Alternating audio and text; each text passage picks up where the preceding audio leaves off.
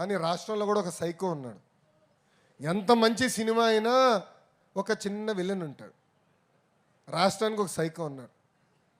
నిన్న మొన్న మాట్లాడుతున్నాడు, అరెస్ట్ చేస్తాడంట.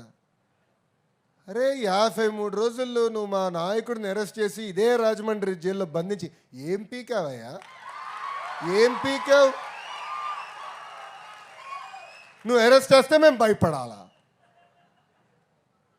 అరే ఇట్లా నీ ముందర చాలామంది పెద్ద పెద్ద మాటలు మాట్లాడారు. వాళ్ళందరి పరిస్థితి ఏమైందని ఒక్కసారి ఆ సైకోని ఆలోచించమని నేను అంటున్నా. అంతేగాని ఈ మధ్యన చూస్తున్నా రప్పరప్ప అంటే ఏంటి రప్పరప్ప? 2 రప్పరప్ప మేము బీకుతాం. ఎర్ర బుక్లో 3 పేజీలనే ఇంకొన్నాయి చాలా పేజీలు.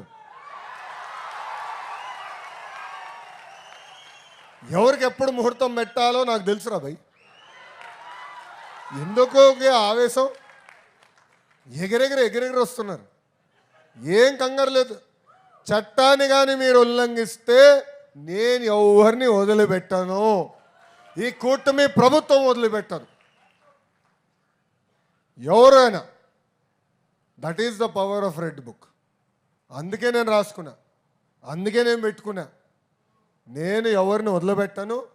ఇక్కడున్న కార్యకర్తలందరం మనం చేయాల్సిన పనులు మనం చేయాలి. అది మనం మర్చిపోకూడదు. లోకేష్కి ఏముంది, బాబు గారు చెప్తే పని అయిపోతుందని. కానీ తెలుగుదేశం పార్టీలో సంస్కరణలు తీసుకొచ్చి నేను పోరాడా. నేను అనేక సార్లు చెప్పా, సైకోతో నేను ఎంత పోరాడానో 3 రెట్లు ఎక్కువ తెలుగుదేశం పార్టీలో నేను పోరాడా.